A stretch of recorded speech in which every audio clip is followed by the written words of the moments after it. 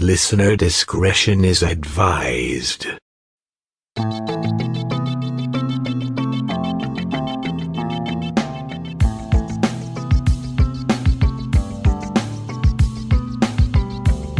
True crime can be strangely fascinating. This true crime is odd, macabre, and haunted. I'm Diane, your guide into the shadows. Welcome to Phantasmal Crime. Jean Harlow was known as the original Blonde Bombshell. In 1932, she married Paul Bern, a screenwriter, director, and assistant at MGM Studios. It was an odd match, and would end when Bern apparently committed suicide. Or did he? Could he have been murdered? And by who? Could this be why his spirit is at unrest? Come with me as we explore the mysterious death of Paul Bern.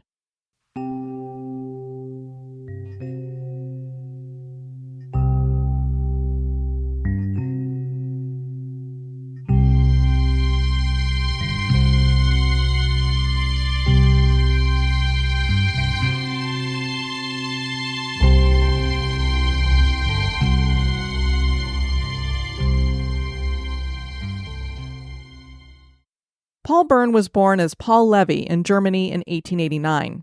The family moved to New York in 1898. Paul's father died in 1908 and his mother drowned herself to death in 1920. Paul studied acting at the American Academy of Dramatic Arts and got started acting on the stage in New York. He decided to take a stage name and changed Levy to Bern. The acting was not going very well, so Bern decided to jump into stage managing, and then in the early 1920s, he moved to Hollywood. He got involved with film editing and then started working on writing and directing films for United Artists and Paramount Pictures. Metro-Goldwyn-Mayer was the biggest studio at the time, and Bern knew that that was the place to be if he really wanted to be successful. He got into production at MGM Studios, and eventually he became the production assistant of Irving Thalberg. Thalberg was an amazing producer known as the Boy Wonder. He had a penchant for picking good scripts. He eventually joined Louis B. Mayer at MGM and became the head of production. Much of MGM Studios' success at this time was thanks to Thalberg, who produced 400 films for the company before his early death. Before moving to Hollywood, Bern lived with Dorothy Millett, who was his common-law wife. Dorothy was a struggling actress who'd been born in France when Bern met her in Toronto, Canada in 1911. She took to calling herself Mrs. Paul Bern. In 1922, Dorothy entered the Blythewood Sanatorium in New York. Much of the information out there claims that she was mentally ill, but Blythewood was a place with unlocked doors and where the rich went to rehab or recover, so any mental illness would have been mild. No one can be sure why she went there, but Bern paid for all of her expenses. Bern ended the love affair and he moved to Hollywood at that time, but he continued to pay for Dorothy's care. It's important to note here that Dorothy was sole heir to Bern's estate and his will, and that their common-law marriage was considered legal in most states, including California. So when Bern moved to California, he was considered married to Dorothy. Eventually, Dorothy left Blythewood, and she moved into the Algonquin Hotel in New York City. Long before Marilyn Monroe captured America's imagination, there was Jean Harlow. She was born as Harleen Carpenter in 1911. Harlow's mom decided she wanted to be an actress, so she divorced her husband and moved to Hollywood with Jean.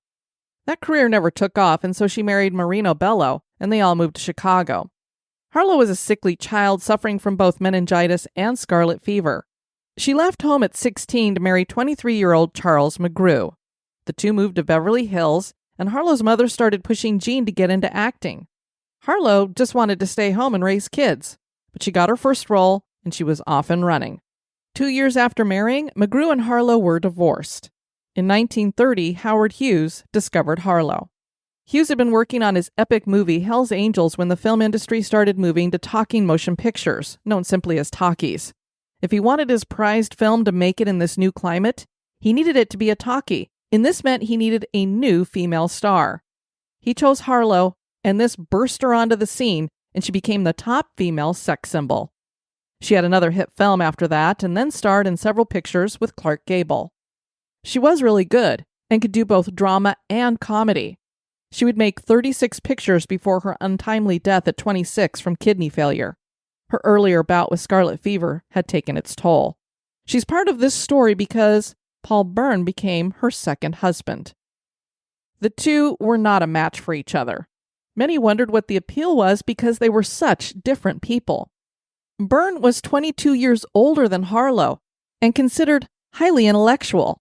Bern was a slight man, and I don't mean to be mean, but he was not attractive, while Harlow had the perfect body and was gorgeous. Bern was a homebody, while Harlow enjoyed going to clubs. Nobody thought it would last, but the couple got married with some hastily prepared nuptials. Harlow didn't even have time to get a proper wedding dress.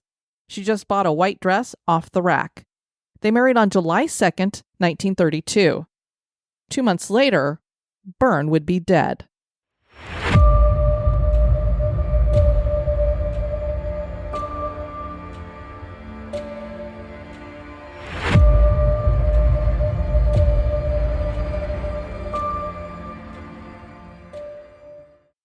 Jean Harlow and Paul Bern lived in a 1930 craftsman-style house high in the hills above Los Angeles in Benedict Canyon at 9820 Easton Drive.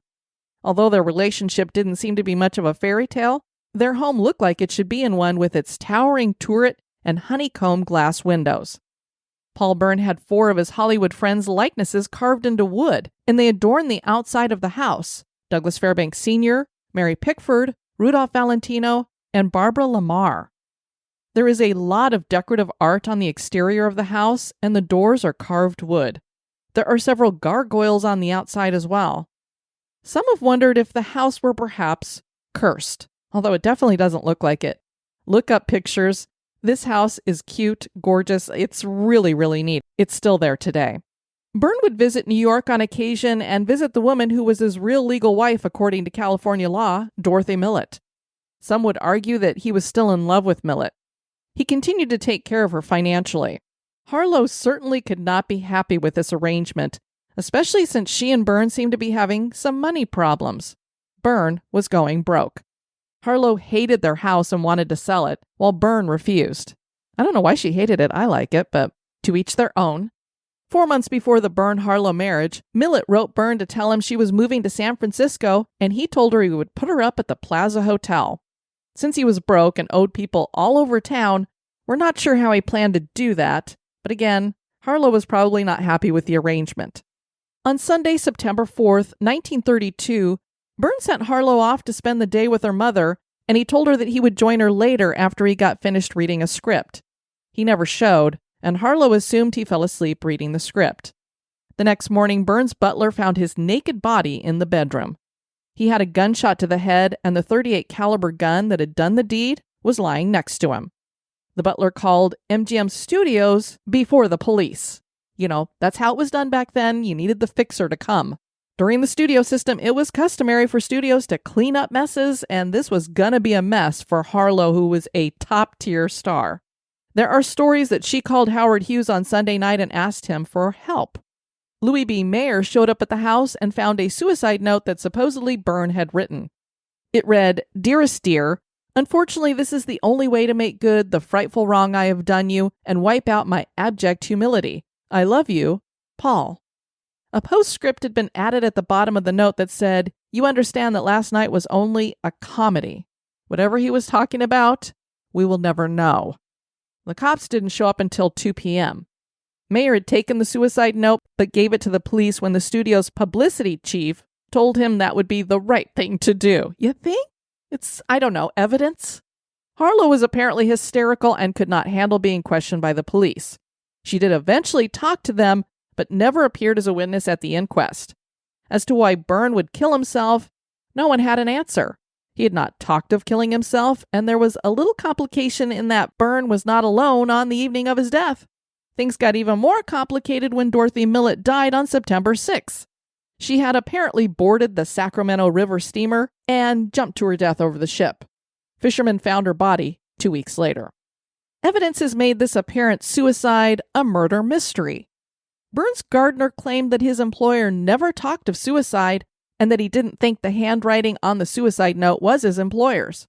And I would assume he would kind of know because maybe he left notes for the gardener. He certainly signed checks for him and wrote checks out for him. Bern's secretary agreed that the handwriting was not her employer's, and she definitely would know. Bern's cook claimed that she had heard a woman's voice in the house and she knew that Miss Harlow was not there. She also found a woman's wet bathing suit by the pool. There were 2 empty glasses there as well. A small puddle of blood was found near a lounge chair. The suicide is not looking so much like a suicide. But if Bern was murdered, who was responsible? There are a number of scenarios. Was it the mysterious woman who had visited Bern that night? Who was she? Did Bern have a rendezvous with his real wife, Dorothy Millett? Did she kill him, and then later kill herself out of guilt? Most murder-suicides happen at the same location, but maybe this one was delayed. Was the mystery woman Bern's secretary, Irene Harrison? She and Bern were rumored to be having an affair. Was she jealous of his marriage to Harlow? Did Harlow come home and find Bern with another woman? Did she fly into a rage and shoot Bern? There were 2 people in that home that knew where Bern kept his gun, Bern and Harlow. It seems strange that either Irene or Dorothy would have found the gun. And the house staff heard a woman scream. Did the mystery woman see Harlow kill Bern and then scream? And if this woman was Dorothy, did someone take her out by throwing her off the steamer? Harlow had mob connections through her stepfather, and she had dated a mobster before marrying Bern. Had she called in a favor to him? There are those that claim the suicide note was not even a suicide note, but an entry in a guest book at a party. Friends of Bern claimed they had read the note long before his death. Did Harlow have motive to kill Bern? She sure did. He had been going broke and signed the house over to her after mortgaging it almost completely. He was saddling her with debt. But even worse was the fact that her marriage to Bern was bigamy. Her career would be ruined with this revelation. And if Bern was having an affair, was he going to leave Harlow? That would be embarrassing for her. As one can see, this case is not solved, and it is not certain that Bern committed suicide. Is that why his spirit still roams this side of the curtain?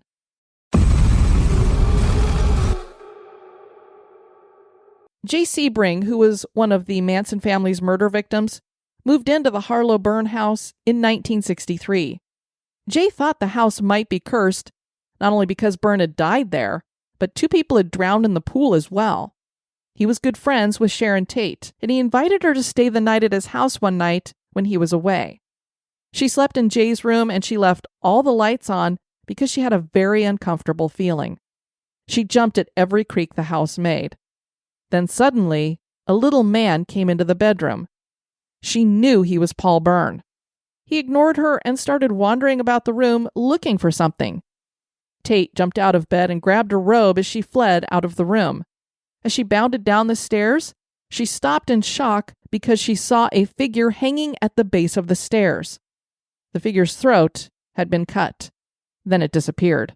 Did she see a premonition of her death? Had Bern given that to her? Interestingly, Jean Harlow died at the age of 26, as did Sharon Tate. Is it possible that the house had a curse? The current owner bought the house from Jay Sebring's parents in 1970 and claims to have never experienced anything of the paranormal. Other people who've been to the house claim that both Bern and Harlow haunt the house. The disembodied sounds of sobbing have been heard throughout the house, and in the bedroom the sounds of a struggle are sometimes heard. There have been cold spots and flickering lights. There are uneasy feelings. And once, someone heard a voice softly say, "Please help me." Will the case of Paul Bern's death ever be opened and then solved once and for all? Can Bern find peace if that happened? Is the ghost of Paul Bern still here in the afterlife? That is for you to decide. Thanks so much for joining me on this episode of Phantasmal Crime. If you've enjoyed what you've heard, please subscribe and review wherever you listen. If you'd like to send feedback or suggest a haunted crime that you've heard about, you can write us at phantasmalcrime@gmail.com. I've been your host, Diane. Join me on the next episode for another trip through the shadows. This has been a production of History Goes Bump.